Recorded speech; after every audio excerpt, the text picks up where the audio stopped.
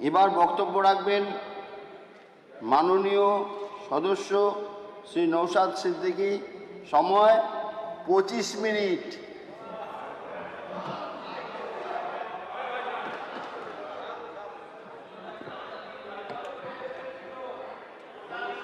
কথায় আছে না, ফেলে কেন দিবি যে ওকে দিয়ে দে। যেটা সাবজেক্ট বলার জন্য আমরা টাইম চেয়েছিলাম, আমি বিশেষ করে আমাদের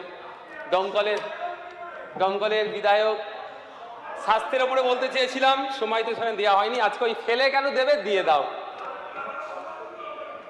তারা তো মার্কেটেই নাই আজকে। গতকাল রাজ্যের মুখ্যমন্ত্রী 21শে জুলাই নিয়ে যত রকম ভণ্ডামি ছিল ফাঁস করে দিয়েছে, তারপরে কি করে 21শে জুলাই এরা পালন করছে অন্তত সেটা ভাবার বিষয়। ধন্যবাদ স্যার আমাকে উচ্চশিক্ষা বিভাগের ব্যয় বরাদ্দ প্রস্তাবের উপরে বলতে দেওয়ার জন্য। ডিমান্ড নম্বর 70 মাননীয় মন্ত্রী শ্রী জগন্নাথ চট্টোপাধ্যায় স্যারের নিয়ে আসা এই বাজেটের উপরে আমি কিছু আলোচনা করব। স্যার, এই অর্থবর্ষে 7,168 কোটি 61,18,000 টাকা বরাদ্দ করা হয়েছে, যেটা গত অর্থবর্ষের তুলনায় অবশ্যই বেশি। 2025-26 অর্থবর্ষে 6,593.58 কোটি টাকা বরাদ্দের কথা হয়েছিল। স্যার, প্রশ্ন থেকে যায়, বরাদ্দের অঙ্ক দিয়ে কিন্তু গুণগত মানের পরিবর্তন কোনোদিন হয় না। তাই প্রথমে অনুরোধ করব, যে টাকা বরাদ্দ করা হয়েছে বাজেটে রাখা হয়েছে ওর যেন সম্পূর্ণটাই খরচ করা হয়। অন্যথায় আমরা দেখেছি, বিশেষ করে পশ্চিমবাংলা দুটো পিছিয়ে পড়া জাতি, এক আদিবাসী আর এক সংখ্যালঘু মুসলিম জাতি, এদের নামে বরাদ্দের পরিমাণ ডে বাই ডে বৃদ্ধি হতো, কিন্তু খরচের সময় এন্ড অফ দ্য ইয়ার আমরা দেখতাম প্রায় 30%, 40% খরচ হতো না। আমি এক্ষেত্রে উচ্চশিক্ষার মতো একটা গুরুত্বপূর্ণ বিষয়, যে শিক্ষা ব্যবস্থাকে বিগত 15 বছরের সরকার তিলে তিলে ধ্বংস করেছে, সেই ধ্বংসপ্রাপ্ত জায়গা থেকে টেনে তুলে নিয়ে আসার জন্য অবশ্যই সময় লাগবে, কিন্তু তার নির্দিষ্ট পরিকল্পনা হওয়া তো অবশ্যই জরুরি। সাথে সাথে যে টাকা বরাদ্দ করা হচ্ছে সেটা যেন সঠিকভাবে সঠিক জায়গায় খরচ করা হয়।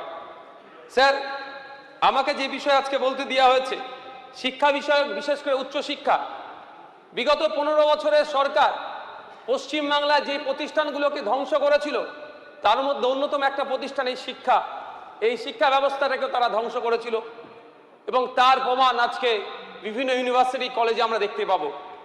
গত কদিন আগে প্রথম সারির এক পত্রিকাতে পাবলিশ হয়েছিল কলকাতা ইউনিভার্সিটির পোস্ট গ্রাজুয়েট সাবজেক্টে অ্যাডমিশন টেস্টের যে নির্দিষ্ট টাইম দেওয়া হয়েছিল, যে এই টাইমের মধ্যে অ্যাডমিশন টেস্ট যারা দিতে চাই তারা ফর্ম ফিল আপ করবে, কিন্তু ওই নির্দিষ্ট টাইমের মধ্যে যে সংখ্যক সিট সংখ্যা ছিল তার প্রায় 30 থেকে 40% পূরণ হয়নি। ফলে বাধ্য হয়ে কলকাতা বিশ্ববিদ্যালয়ের কর্তৃপক্ষ আবার একটা ডেট এক্সটেন্ড করছে।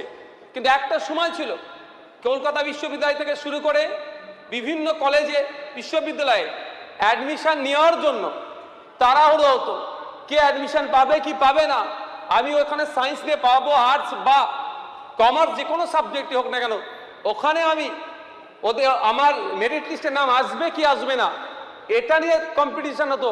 আর এখন ডেটকে এক্সটেন্ড করতে হচ্ছে, যে নতুন করে আমরা আবার ডেট দিচ্ছি, তোমরা কেউ যদি অ্যাডমিশন নিতে চাও আসো আমার কাছে অ্যাডমিশন নাও। মানে এই যে দুরবস্থা তৈরি করেছে 15 বছর ধরে, এর খেসারত আজকে আমাদের বাংলার যুব সমাজকেও দিতে হচ্ছে। কলেজ, বিগত দিনে কলেজের মতো প্রতিষ্ঠান, ইউনিভার্সিটির মতো প্রতিষ্ঠানে কোনো ধরনেরই নির্বাচন ছিল না। আমরা যারা এখানে আসছে, আমাদের আগে আমাদের বক্তা বলছিলেন, আমাদের গোপাল চট্টোপাধ্যায় বাবু বলছিলেন একটা তার অভিজ্ঞতার কথা। সেই সময়ও ভোটাভুটি হতো, কম্পিটিশন হতো ছাত্র সংসদ নির্বাচনের জন্য, কিন্তু এখন সেই ছাত্র সংসদ নির্বাচন তুলে দিয়ে বিগত 15 বছর ধরে একচেটিয়া শিক্ষা প্রতিষ্ঠানগুলোকে বকলমে পার্টি অফিস বানিয়ে রেখেছিল। সরকার পরিবর্তনের পরে বেশ কিছু শিক্ষা প্রতিষ্ঠানে আমরা দেখলাম, যেটা কলকাতার নামি দামি কলেজেও গিয়ে দেখলাম, সেখানে কিভাবে শিক্ষা প্রতিষ্ঠানের ছাদে রুমকে তারা তাদের বেডরুম বানিয়ে এবং সে সমস্ত প্রতিষ্ঠানগুলোর মধ্যে কি ধরনের অরাজকতা করতো, আমি নতুন করে হাউজে আর সেই শব্দগুলো এখানে আনছি না। স্যার, বিগত 15 বছর আমরা দেখেছি পরিচালন কমিটির ক্ষেত্রে, আমি আমার ভাঙড় বিধানসভার কথা বলি, আমি বিধায়ক হিসাবেও সেই পরিচালন কমিটিতে আমি স্থান পাইনি বলে এটা আমার দুঃখের বিষয় নয়, কিন্তু এমন এমন জায়গায় দেখা গিয়েছে যার সাথে দূর দূরান্ত থেকে কোনোভাবেই শিক্ষার কোনো সম্পর্ক নাই, সেই ধরনের ব্যক্তিদেরকে নিয়ে কলেজের মাথায়, ইউনিভার্সিটির মাথায় বসিয়ে দিচ্ছে। স্যার, আপনার শুনলে অবাক হবেন, আপনার মাধ্যমে আমি হাউজের জানাতে চাই, সে এখন অবশ্য জেলের মধ্যে আছে। আলিয়া বিশ্ববিদ্যালয়, সংখ্যালঘুদের স্বপ্নের প্রতিষ্ঠান, সেই বিশ্ববিদ্যালয়ের সর্বোচ্চ কমিটির মধ্যে একজন নটোরিয়াস ক্রিমিনালকে বিগত সরকার বসিয়ে দিয়েছে। তাই আমি আশা করব পরিচালন কমিটির ক্ষেত্রে নিয়ম নির্দেশিকা নির্দিষ্ট করা হোক যে কারা ইউনিভার্সিটি, কারা কলেজে পরিচালন কমিটির অন্তর্ভুক্ত হতে পারবে, তাদেরও শিক্ষাগত যোগ্যতা কি থাকা প্রয়োজন, সেটাও খুব সঠিকভাবে যাতে মূল্যায়ন হয়, সঠিকভাবে যাতে দেখভাল হয়, তারও ব্যবস্থা করা দরকার। স্যার, আমরা বিগত 15 বছরের কথা একটু এই জন্যই চর্চা করছি, কারণ আমিও শিক্ষিত, আমিও ডিগ্রি অর্জন করেছি। আমার সাথে যারা ডিগ্রি অর্জন করেছে তারাও প্রতিনিয়ত আমার সাথে যোগাযোগ রাখে, তাদের ক্ষোভের কথাটা আজকে আমি এখানে তুলে ধরছি। স্যার, শিক্ষিত বেকার যুবকদের চাকরির কোনো দিশা ছিল না, আর যদি অল্প কিছু চাকরি হয়েছিল তা এত দুর্নীতি করতে সুপ্রিম কোর্ট পর্যন্ত পৌঁছে গিয়েছে। স্যার, এখন কলেজে গেস্ট লেকচারারদেরকে দিয়ে কলেজের কাজ মিটিয়ে নেওয়া হচ্ছে, বা অন্যান্য ক্ষেত্রে যে কর্মচারী আছে গ্রুপ ডি থেকে শুরু করে গ্রুপ এ, যেখানেই বলুন না কেন, কন্ট্রাকচুয়ালের মাধ্যমে চালাচ্ছে।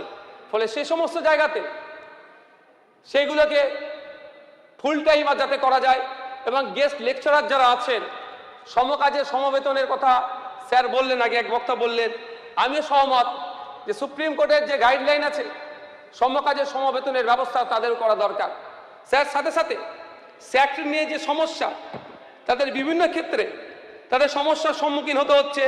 যেমন তারা যখন গবেষণা করার জন্য প্রস্তুতি নিচ্ছে, সেক্ষেত্রে তারা ফুল টাইমারদের মতো সমান সুবিধা পাচ্ছে না, ফলে কোনো না কোনো অংশে তারা পিছিয়ে পড়ছে।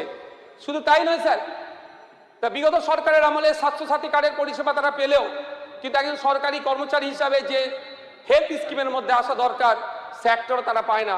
আমি অনুরোধ করব সেক্টরের মধ্যে যারা আছেন তাদের যে সমস্যাগুলো আছে, উচ্চশিক্ষায় গতি আনার জন্য তাদের যে ভূমিকা আছে, আরও তাদের উন্নততর তাদের কাছ থেকে পরিষেবা পাওয়ার আশায় তাদের যে সমস্যাগুলো আছে সমাধান করার। স্যার, আসলে এখানে একটা বাজেটে একটা বড় অঙ্ক দেখাচ্ছে, অ্যাকচুয়াল উচ্চশিক্ষায় কিন্তু ব্যয় নয়। আমরা যতটা ইনভেস্ট করব উচ্চশিক্ষায় আমাদের স্টেটের জন্য, আমাদের রাজ্যের ফিউচারের জন্য অতটাই উত্তম। স্যার, বর্তমানে All India survey on higher এডুকেশনের তথ্য অনুযায়ী এবং স্টেটের বিভিন্ন দেওয়া তথ্য অনুযায়ী প্রায় 2200টি উচ্চশিক্ষা প্রতিষ্ঠান আমাদের রাজ্যে আছে।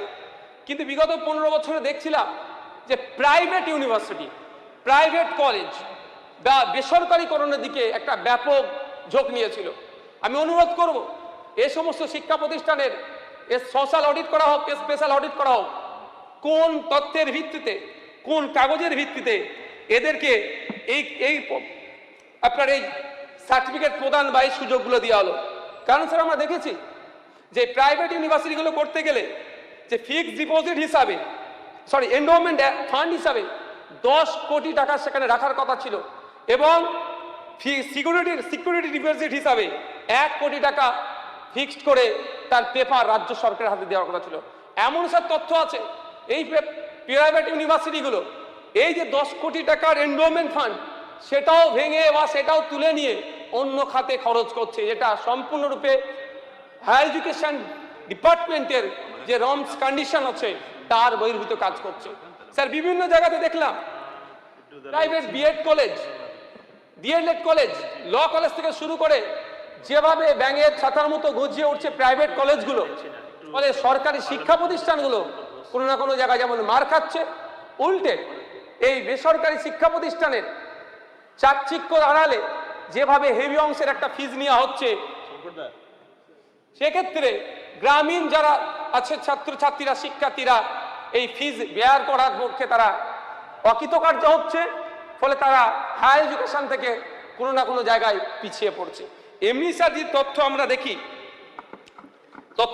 দেখি, ভারতবর্ষের জাতীয় গড় শিক্ষার হারে 80.9%, সেখানে যদি আমরা একটু এগিয়ে আছি পশ্চিমবঙ্গে 82.6%। কিন্তু স্যার একটা জিনিস যদি আমি লক্ষ্য করি, খুবই পরিতাপের বিষয়, 18 থেকে 23 বছর বয়সে উচ্চশিক্ষা গ্রহণের জাতীয় গড় 29.5%। সেখানে আমাদের ওয়েস্ট বেঙ্গলে 18 থেকে 23 বছরের ছাত্রছাত্রীদের উচ্চশিক্ষা গ্রহণের ক্ষেত্রে মাত্র 26.3% জাতীয় গড় থেকে কিন্তু আমরা অনেকটা পিছিয়ে আছি। স্যার, এর থেকে যদি আমরা পরিত্রাণ পেতে চাই, তার জন্য দরকার সুনির্দিষ্ট রূপরেখা, সুনির্দিষ্ট পরিকল্পনা এবং পরিকল্পনার বাস্তবায়নের জন্য যে সমস্ত দরকার, যেমন ইকুইপমেন্ট থেকে শুরু করে, হিউম্যান রিসোর্স থেকে শুরু করে, এবং সাথে সাথে আমরা যারা জনপ্রতিনিধি আছি তাদেরও অ্যাক্টিভিটিটা অনেকটা এর উপর নির্ভর করছে। স্যার, এই বাজেট বইতে বেশ কয়েকটা পয়েন্ট আমি লক্ষ্য করছিলাম, যেমন এখানে সামাজিক শিক্ষার বিষয়ে যেখানে বলা হচ্ছে এই বিগত অর্থবর্ষে 10,90,96,96,000 টাকা বরাদ্দ করা হয়েছিল, যেটা স্বেচ্ছাসেবী সংগঠনগুলির মাধ্যমে খরচ করা হবে বা সরকার পোষিত সংস্থার মাধ্যমে। কিন্তু স্যার, আমি আপনার মাধ্যমে মাননীয় মন্ত্রী মহাশয়ের কাছে অনুরোধ করব, বিশেষ করে এই স্বেচ্ছাসেবী সংগঠনগুলির মাধ্যমে যে টাকা খরচ করা হয়েছে এটার অডিট করানো হোক। কারণ এ ধরনের অনেক তথ্য দেখা গিয়েছে, পাইয়ে দেওয়ার নাম করে শুধু দলের লোকটাকে পাইয়ে দিয়ে প্রকৃত অর্থে যে কাজ খরচ করা দরকার তার পরিবর্তে হরিলুট চলেছে, এটা তদন্ত করা হোক।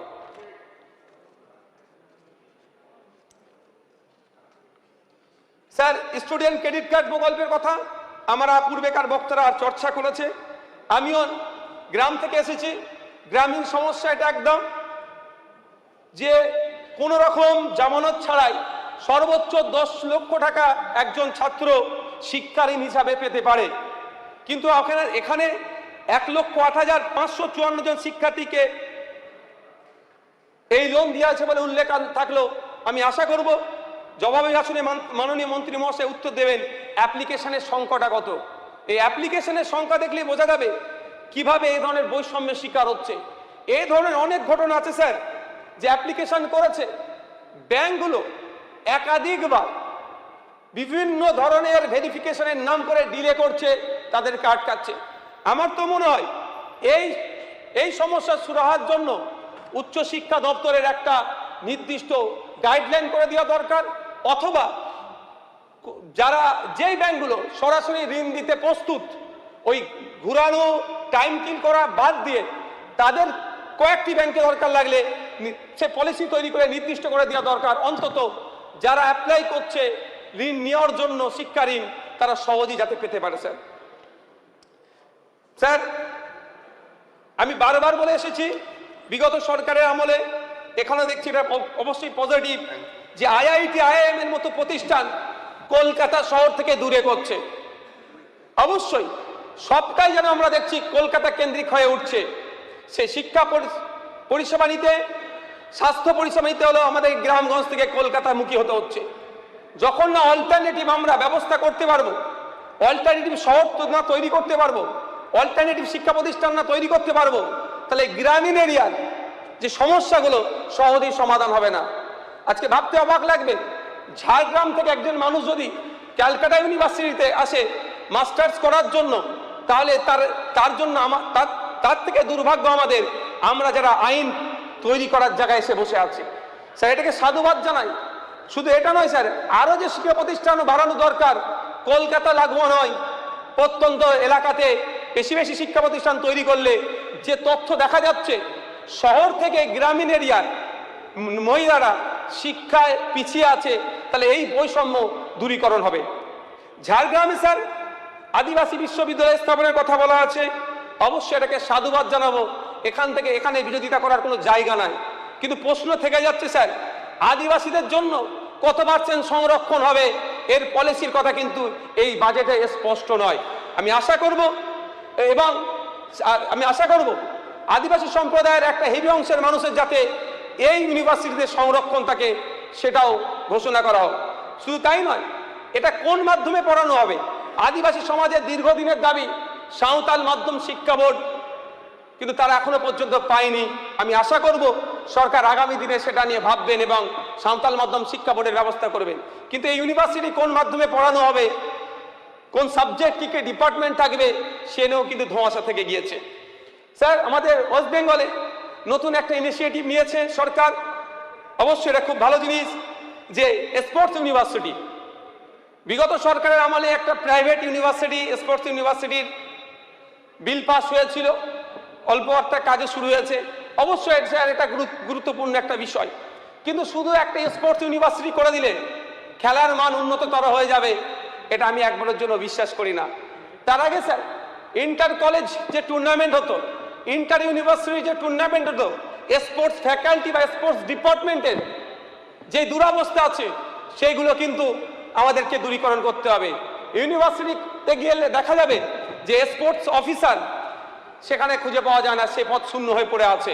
এইগুলো কিন্তু দ্রুততার সাথে নিয়োগ করতে হবে।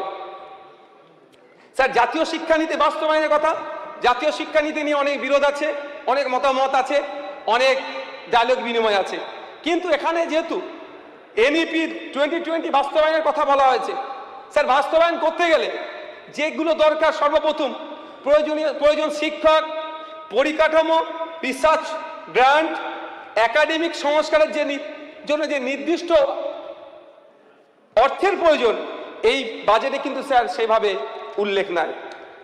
স্যার, উচ্চশিক্ষায় নারীদের ক্ষমতায়নের জন্য যে প্রজেক্টটা নিয়ে এসেছে অবশ্যই স্যার পজিটিভ, কিন্তু এখানে আমি একটা কথা বলতে চাই, শুধুমাত্র নারীদের এই উচ্চশিক্ষায় নারীদের পার্টিসিপেন্টের কথা বললে হবে না, ডেটা কিন্তু স্যার আলাদা বলছে। নারীদের থেকে স্যার উচ্চশিক্ষায় ড্রপ আউটে পুরুষরা মেল, যেখানে উচ্চশিক্ষায় All India survey on higher এডুকেশনের তথ্য অনুযায়ী উচ্চশিক্ষায় ড্রপ আউট মেল 18 to 23%, আর ফিমেল 13 to 17%। তাই আমাদের মতো ছেলে যারা আছে তাদের জন্য তো কিছু প্রজেক্ট নিয়ে আসতে হবে। তারপরেও বলছি স্যার, এখানে যে 50,000 টাকা করে গ্র্যাজুয়েশন কোর্সে ভর্তি হলে 50,000 টাকা দেওয়ার কথা বলা হয়েছে। আমি আবার রিপিট করছি, এই হাউসে বলেছি, এককালীন এই দেওয়ার আমি বিরোধিতা করব। আমি মন্ত্রী মহাশয়কে বলবো এটা বিবেচনা করা দরকার, কারণ আমরা বিরোধী দল, বিরোধিতার জন্য বিরোধিতা করব ওটা নয়, রাজ্যের ভালোর জন্য অবশ্যই বিরোধিতা করব।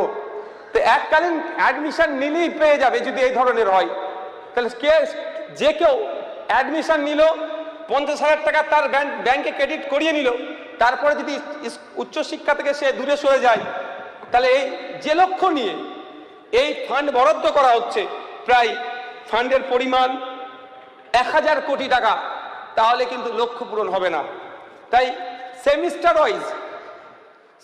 ওয়াইজ 3টে পার্টে বা 4টে পার্টে কোর্স কমপ্লিট করার সাথে সাথে সে 50,000 টাকা ব্রেক আপ করে তাদের যদি দেওয়া হয়, এইটাও ভাবনা চিন্তার মধ্যে আমি মন্ত্রী মহাশয়কে একবার কথা বলবো। স্যার বলছিলাম যেটা, যে ছাত্র পুরুষরা বিশেষ করে মেল স্টুডেন্ট যে কতটা ড্রপ আউট হচ্ছে, 2023-24 অর্থবর্ষের all India survey on higher এডুকেশনের সেন্ট্রাল পোর্টালের তথ্য অনুযায়ী, সেন্ট্রাল পোর্টালে ওয়েস্ট বেঙ্গলে 3 লক্ষ মহিলা এনরোল করেছিল, সেখানে পুরুষের সংখ্যা মাত্র 2.3 লাখ, প্রায় 70,000 পুরুষ ওখানে কম আছে। স্যার বক্তব্য, আমি স্বামী বিবেকানন্দ মেরিট স্কলারশিপ প্রদানের কথা বলা আছে, স্যার আমি সাধুবাদ জানাবো। স্যার আমি এতটুকু বলবো, এটাকে উৎসাহ প্রদান বললেও চলে, কিন্তু যারা আর্থিকভাবে স্বাবলম্বী, যাদের পরিবার আছে, তারা যারা ভালো রেজাল্ট করছে, অন্তত তাদেরকে উৎসাহ দেওয়ার জন্য নতুন কোনো কিছু প্রকল্প নিয়ে আসো। পরিশেষে স্যার এইটুকুই বলবো, আমি ভাঙড় বিধানসভা থেকে এসেছি। 1998 সালে একটি ভাঙড়ে কলেজ তৈরি হয়েছিল, সেখানে অনেক কোর্স এখনো মডার্ন কোর্স এখনো সেখানে চালু করা হয়নি। আমি আশা করব সেখানে চালু করা হোক। আর রাজ্যের মহিলাদের উচ্চশিক্ষায় শিক্ষিত করার জন্য 6টি কলেজের কথা বলা হয়েছে। আমি অনুরোধ করবো এটাই যে ভাঙড়ে একটা মহিলা ডিগ্রি কলেজ স্থাপন করা হোক, যাতে করে শিক্ষার গুণগত মান বাড়বে। শেষ স্যার, যাদবপুর ইউনিভার্সিটিকে ইনস্টিটিউট অফ এমিনেন্সের আন্ডারে আনা হয়েছে। বিগত সরকারের আমলে শুধু কেন্দ্র রাজ্য দ্বন্দ্ব দেখিয়ে উচ্চশিক্ষা প্রতিষ্ঠানগুলোকে যেভাবে কুলসিত করে রেখেছিল, এটা ইনস্টিটিউট অফ এমিনেন্সের আন্ডারে নিয়ে এসে এবং কেন্দ্রীয় বরাদ্দ যেভাবে নেওয়া হচ্ছে এবং আমাদের রাজ্য থেকে যেভাবে 250 কোটি টাকা আরও বরাদ্দ করা আছে, এটাকে সাধুবাদ জানিয়ে আমি আশা করব পশ্চিমবাংলার মৃতপ্রায় উচ্চশিক্ষা ব্যবস্থাকে মন্ত্রীর নেতৃত্বে আগামী দিনে উচ্চতর স্তরে নিয়ে যাবে। পশ্চিমবাংলার যে হিত গৌরব আবার ফিরে আসবে, পশ্চিমবাংলা দেশকে আবার পথ দেখাবে। ধন্যবাদ স্যার।